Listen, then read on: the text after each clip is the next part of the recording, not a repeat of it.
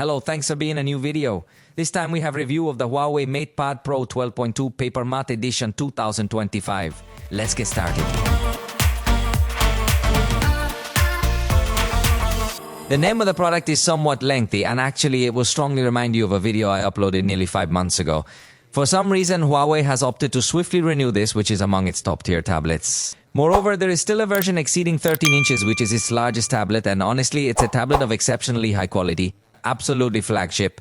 However, this one also comes with excellent features, and honestly, they are quite similar to the 2024 version. So, this video will be considerably shorter, as I will only focus on explaining the differences when compared to the 2024 version.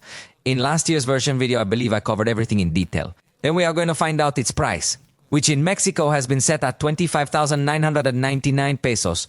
This is approximately $1,385, making it quite an expensive tablet. However, Huawei will probably offer promotions or include several gifts if you purchase it from the store, so it would be advisable to consider doing that. By the way, in the description, there are links in case you want to go and buy it at the official Huawei store. Let's begin by describing its design a bit. In this place, we are going to discover a difference. Important because the previous generation was already available in black, however, in the last version, the second color option was champagne. Now, in this 2025 version, the second color option is green. Therefore, we have two colors to choose from, but essentially, the design remains the same. Same weight, thickness, dimensions. It's the same Glide keyboard, the same one we saw in the previous video, which works exceptionally well with Neuralink connectivity. It has the same ports as before and uses the same M Pencil. However, one thing that does change in this new version is the wireless connectivity.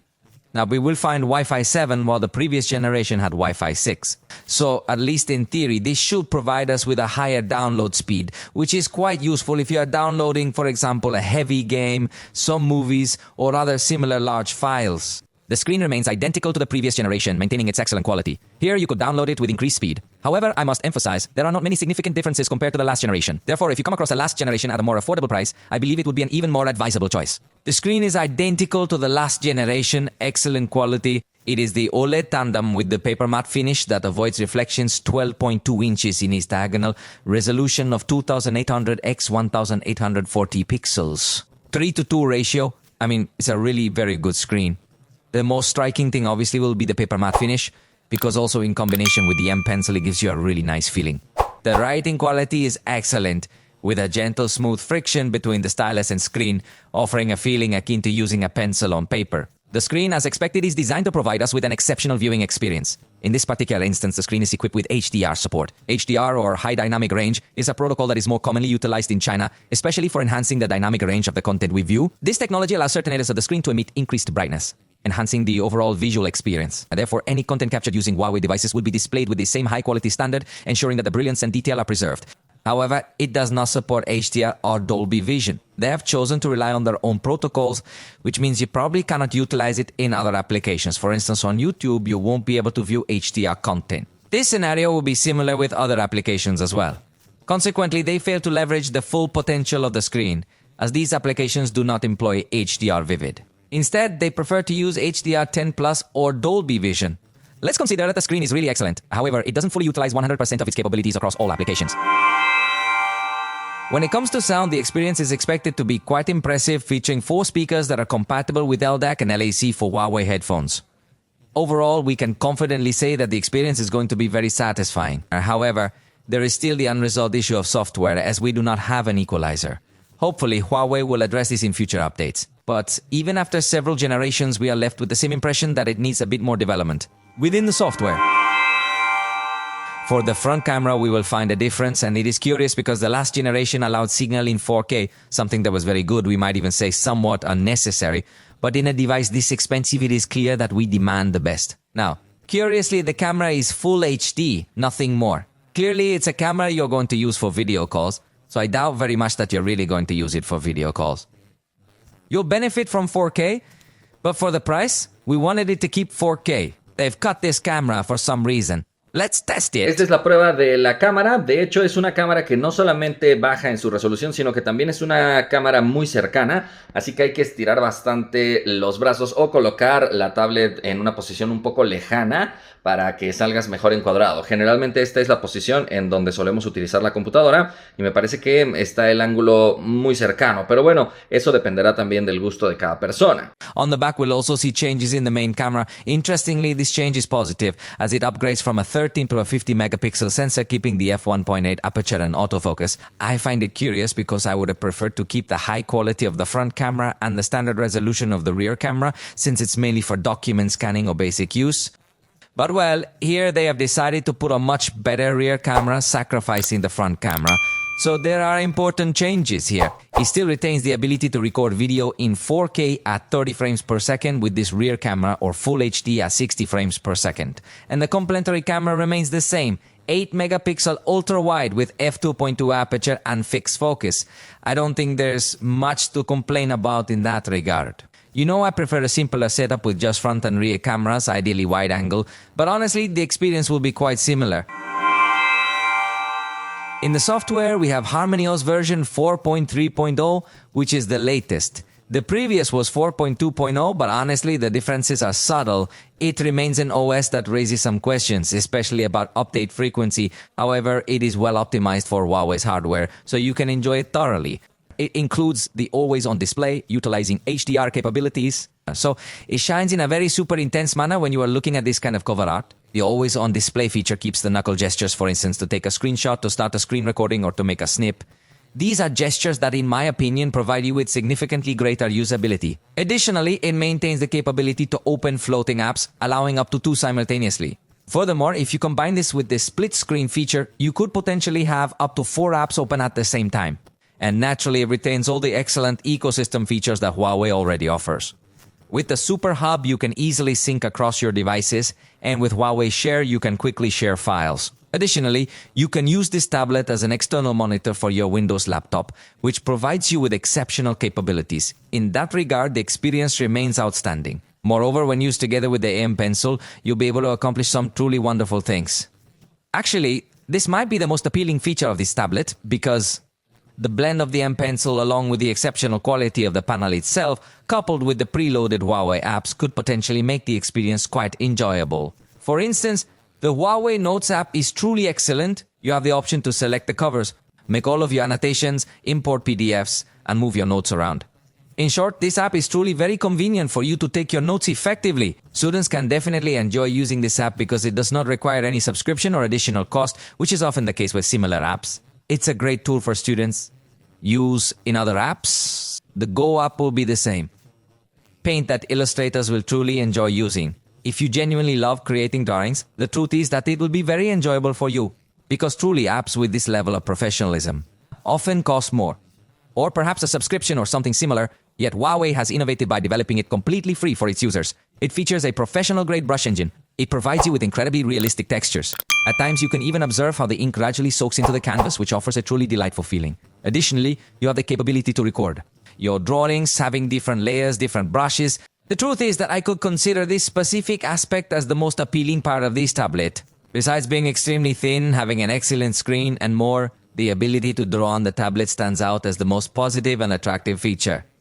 Although, as I mentioned earlier, it follows a formula very similar to the last generation. So, if you find that previous generation at a lower price, I believe it will certainly be the most enticing option without a doubt. When it comes to security, it follows the same formula, offering a fingerprint reader that can hold up to 5 records, along with basic facial recognition. It also includes the full range of Huawei tools, such as App Lock Safe, App Cloning, and Huawei's own Password Manager, in addition to some other tools that I had already mentioned to you in the previous review. Regarding the battery, there are good surprises because it keeps the same capacity of 10,100 mAh. But here is something interesting, because as there is a change in the processor, there will also be a change in consumption. So last generation, for example, in my close-up drain test, it reached 4 hours with 6 minutes. Here it reached almost 5 hours, so there was practically an hour difference, which is very good considering it was an extreme test. This translated into practical life could have been reflected in much more autonomy time compared to the last generation. And indeed, in the background drain test, the last generation managed to reach a battery life of 7 hours and 12 minutes. This current generation, however, achieved 8 hours and 26 minutes, as you can see, which is more than an hour longer. Therefore, I believe the battery performance has improved significantly in this generation, largely due to the inclusion of a processor that incorporates more advanced technologies. It supports a 100 watts charge. In fact, during the initial stage, it charges exactly like the previous generation, reaching 31% in the first 15 minutes by activating the turbocharge right from the start. Then, after 30 minutes, it reaches up to 64%. In the final stage, it doesn't sacrifice much power. Here, it completed charging in 53 minutes, while the last generation took 1 hour and 5 minutes to finish. It's not a huge difference, but once again, we observe more optimization for faster charging and also improved autonomy. So, when it comes to the battery, I believe you'll notice a significant evolution from the previous generation. This improvement is something that would definitely be worth considering. Now let's talk about the performance of this device, because obviously that is where there has also been evolution now that it is integrating a new chip. It is the Kirin T92A. The processor may not be the most powerful one available on the market today, but it would provide more than sufficient power for the vast majority of users. I want to remind you that Huawei's intention here is for this device to serve as a replacement for your laptop. Therefore, they also offer a mouse to complement the keyboard, which already includes an integrated trackpad, allowing you to interact effectively and efficiently. So, in this particular case, I have multiple browser tabs open here, allowing you to observe for yourself how it's functioning. We have Wikipedia, Mercado Libre, and in this instance, Amazon. However, as you can notice, it is reloading each of these tabs, which means it doesn't quite provide the same experience you would get on a computer. On a computer, you wouldn't encounter these kinds of restarts when you have multiple browser tabs open. However, this is simply a demonstration to show you how you can have many tabs open simultaneously and how you can effectively manage and run multiple tabs at the same time. You can use web applications on the tablet just like on the computer. For instance, I have Canva open here and I can work on it perfectly well. Now that all the elements have loaded, let's return to the first tab we opened. As you can see, it's reloading, which suggests it might not be running as smoothly as expected. However, keep in mind that we have multiple things open in the background right now. Let's check if it's operating as smoothly as it should be. This way, we are able to keep a somewhat more fluid and natural feel. However, as you can observe, we continue to experience reboots. It appears that the RAM memory isn't being fully utilized. In this particular instance, we discovered that there are 12 GB of RAM available. Additionally, the browser might exhibit various behaviors. Keep in mind that we're currently using the native Huawei web browser. Nonetheless, you have the option to install other browsers, like Microsoft Edge or Google Chrome, from the app gallery if you prefer. Notice that we are now in Microsoft Edge with many tabs open, and the performance is much better than in the native Huawei browser. For some reason, there are no tab reboots here, so it's advisable to install Microsoft Edge or another browser for greater stability when working with multiple tabs. As you can see here, it seems that if it is able to better manage RAM, we are switching between multiple tabs and we do not experience any dramatic restarts of applications or tabs, so this would be highly recommended. I also want to remind you that Huawei actively promotes WPS. The Office PC version is an incredibly powerful application. Neither Android tablets nor the iPad offer such a comprehensive, focused application. Office, though it has some limitations. When you write in Spanish, the advantage is that it includes all the menu bar options that you could possibly imagine in the Office for PC versions offers many features, especially for a tablet. The sole disadvantage we are experiencing right now is that typing with a tilde can become quite complex. You might be able to find a way to resolve this issue, but it is not entirely solved at 100%. For instance, in this particular situation, you can observe that I am able to write with an accent or more specifically with a tilde, yet it won't be visible as I am typing. This means I have to guess which word I am writing, even though it does provide a small preview below. It is only when I press the spacebar that it finally becomes visible. To fix this issue, you must install Gboard, which is the Google keyboard, through the Gallery app.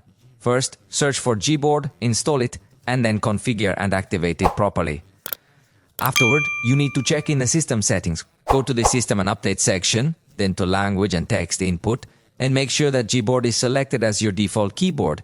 By doing this, you will finally be able to use the tilde in WPS Office. But I insist you could be typing. When typing normally, if a word includes a tilde, you'll notice that it becomes hidden. Interestingly, if the floating bar on the keyboard isn't enabled, you'll observe that indeed it doesn't add the tilde, but instead shows the keyboard symbols. At least that's what happens in my case, since my keyboard isn't set to Spanish.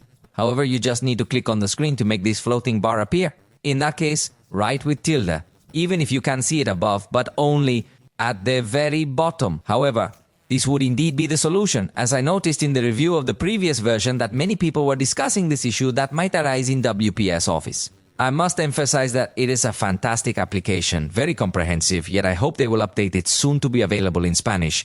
This way you won't have to resort to so many tricks to write accurately in Spanish. Aside from that, everything else is quite good. In this case, we are presented with the opportunity to open various types of documents such as a Word document, a PowerPoint presentation, and additionally an Excel spreadsheet. Right here, we have the ability to access and work with these different types of files. There are several tabs available, which is a very positive aspect. So here we have all these applications open, while also keeping the settings page and Microsoft Edge open.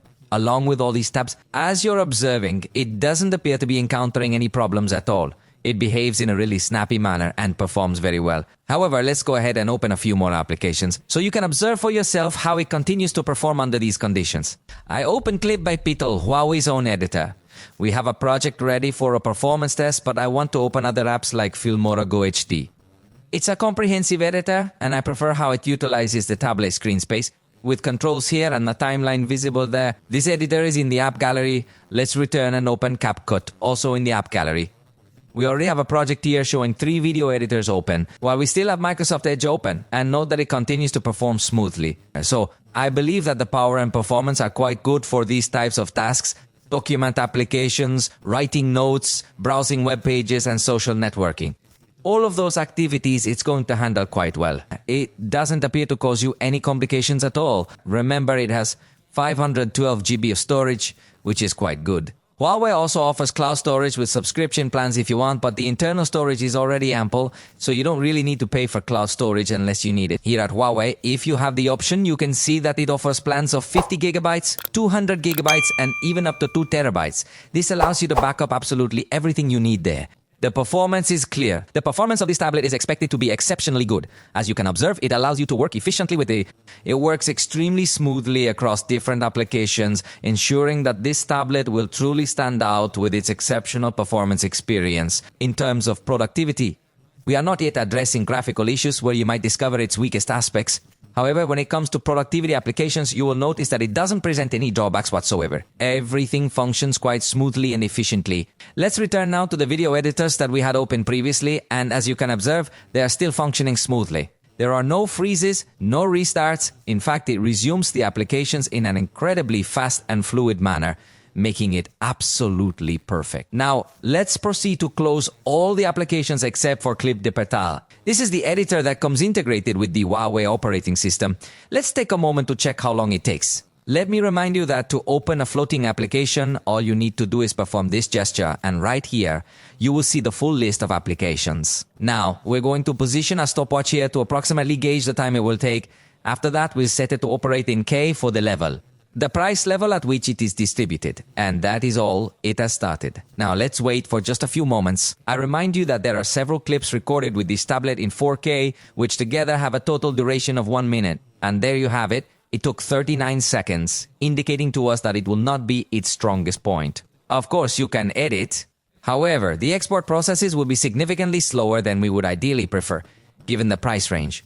So this is where you start to notice that Huawei still has several restrictions from the United States and cannot access the latest generation technologies in terms of processor development. Therefore, it offers us a processor with a power similar to what we would find in processors from maybe 2 or 3 years ago, but only the recent ones in this type of tasks that are already much more complex and that require a lot of power, such as export a video in 4K. But for the more technical, let me show you the results in benchmarks. In Geekbench, it gave us 1,495 points in single-core and 4,458 points in multi-core, while in Antutu it managed to reach 9,82,179 points. The truth is, the increase in graphics power over the last generation is truly remarkable. It appears that Huawei is steadily advancing in the development of its processors. Although it still hasn't reached the level of the latest processors from other manufacturers, the steps it is taking are indeed quite impressive. What do you think about reviewing its game performance now? By default, Call of Duty features very high graphics quality. When set to maximum frame rate, we can increase to the ultra rate, although the graphic quality decreases to a medium level. However, This matches what we find on high-end devices, making it quite impressive. In fact, it's notable that it does support several graphical effects that are generally available, aren't compatible with popular processors, so it's notable to find good compatibility with this Huawei chip. The truth is, the experience has been great. We find 60 frames per second on average, with excellent stability and temperature control. Therefore, there is truly nothing we can find fault with, at least in this particular test. The truth is that it performs remarkably well. The sole aspect we might mention about the experience is that it activates by itself automatically. Touch is activated when we place 2 fingers on the screen, which can be somewhat annoying during gameplay. To fix this, simply go to the Huawei Assistant section, navigate to AI Touch, and then disable this option. This will prevent it from being enabled again. In my opinion, this feature should manage itself automatically. We prioritize refresh rate reaching 90 FPS, averaging 89 with a low of 60. However, that was just during the initial stage. Once the game began, it actually increased to 90 frames per second, which indicates excellent fluidity. Honestly, Huawei has accomplished something quite remarkable, especially when you consider that they developed this processor themselves without US-developed technologies, at least theoretically, so the feeling is going to be very good when playing. Regarding performance, when it comes to installing games, the process might be somewhat more complicated. You might need to use alternative stores or explore App Gallery thoroughly. Therefore, I wouldn't specifically recommend this tablet for gamers. However, the performance it offers is quite impressive in games like PUBG. By default, it runs in HD at a high frame rate. It's important to note that we have the option to increase the settings to Ultra HDR graphics. Additionally, we can also enhance it to reach the ultra frame rate. If you reduce the quality to HDR or even lower, the extreme frame rate option becomes available. Therefore, in this scenario, we will play it in HDR with an extreme frame rate to evaluate its performance. Once more, the performance has been excellent, with the low peaks being almost unnoticeable at 50 frames per second, ensuring a smooth experience and minimal heating.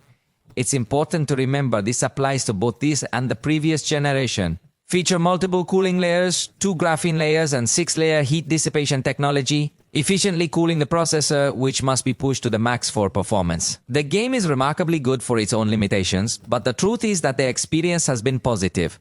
Then we went ahead and played Asphalt. In this instance, we set the configuration to the best quality at 60 frames per second. Although, in this scenario, the experience felt a bit simpler.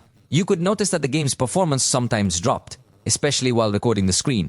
It seems like this game demands a bit more regarding the graphic detail of reflections and other elements, and the processor might fall a bit short. In fact, it was also noticeable because the temperature went up to 42 degrees Celsius, which for a tablet could already be something remarkable, although without recording the screen, the game goes a little more fluid with 47 frames per second on average. Finally, we played Genshin Impact. By default, it is in medium quality. We raised it up to 60 frames per second to see what it was capable of, and the truth is that it performed quite well. I must emphasize, in this particular situation, we did not set the graphics quality to the highest possible level or anything similar. With the current configuration, it provides a smooth experience, ensuring excellent stability and maintaining good temperature control. The performance has been quite satisfactory. However, I must insist I wouldn't recommend this tablet for gamers due to the complexity involved in installing games or recovering progress, which could be quite challenging. If you have it saved in your Google account or similar services, you might encounter several challenges. However, if you are a more casual gamer, I believe you can really enjoy using this tablet for work or study. Additionally, you can use it for gaming with confidence that it will perform well. But it's important to note that you won't be able to run content at the highest quality levels like you would on other flagship tablets. In conclusion, I believe this tablet is gradually enhancing the Huawei experience. The design is quite appealing and the feel of the PaperMatte screen is outstanding, as it effectively reduces reflections in an impressive manner, allowing you to use the tablet with ease and comfort. Even outdoors or if there are windows behind you, you won't notice these annoying reflections. The screen itself is of excellent quality and complements very well with a very powerful sound, so for multimedia consumption it's great.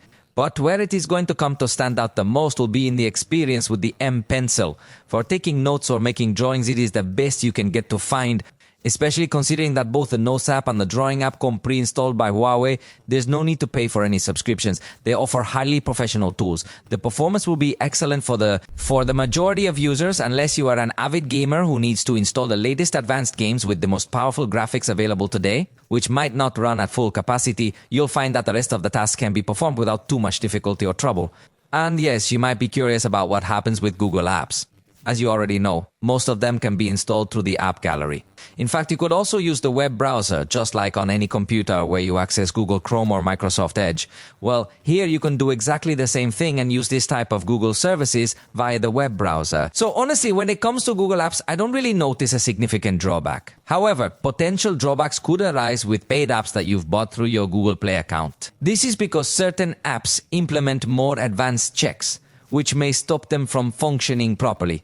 I've been using this tablet that doesn't officially count with Google services. So just consider that if you already had applications purchased from the Google Play Store, it is likely that some of them you cannot use here. Not all, but some, and that's where the dilemma comes in a little. But if you do not usually use paid applications, or the applications you want to use are already available in the app gallery with its own payment system, you will not have problems. But the biggest problem I see is that it is very similar to the 2024 version, which is probably already cheaper. But well, for now, this has been all for this video. I hope you liked it. If so, you know you can tell us, and we'll see you next time.